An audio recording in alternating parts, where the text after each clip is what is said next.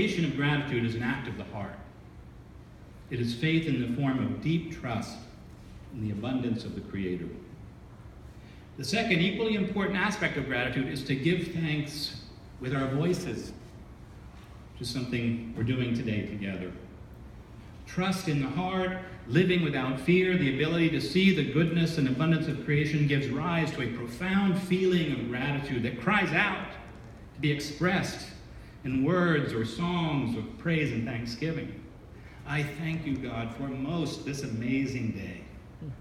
I thank you, God, for the leaping greenly spirits of trees and a blue true dream of sky. I thank you, God, for everything which is natural, which is infinite, which is yes.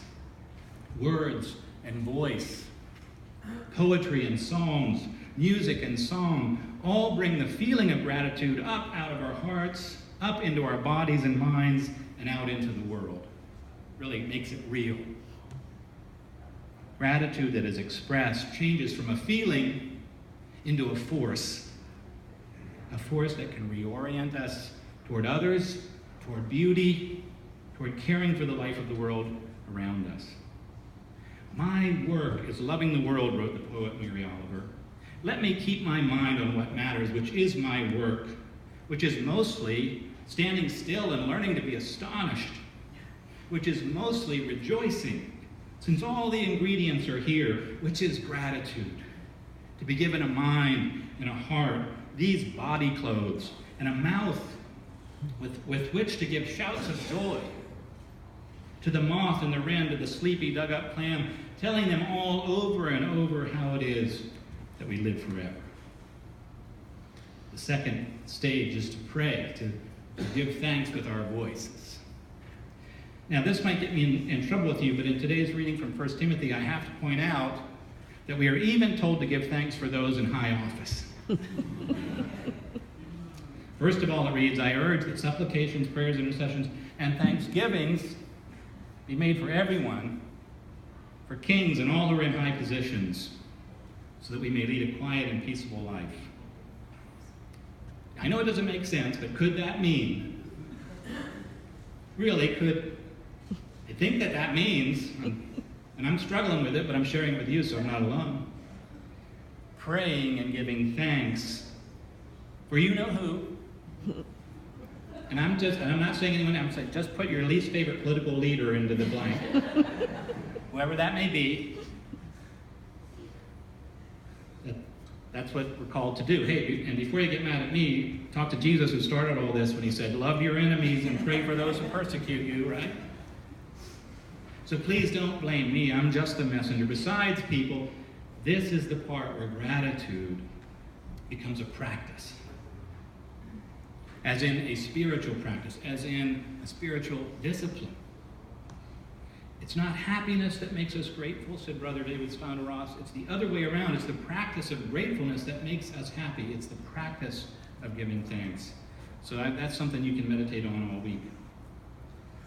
If you really want to be happy, unlike you know who, just put your least favorite political leader's name in the blank, you might want to get busy just giving thanks for everything you can think of. And some things you can't.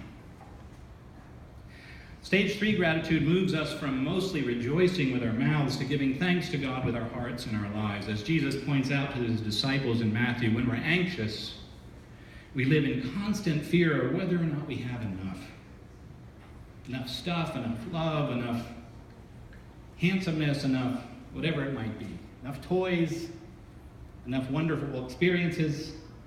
Even when we do have enough, we worry that we might lose it all, so we hold tightly to our possessions, so tightly, in fact, that over time it becomes difficult to tell whether we possess them or they possess us.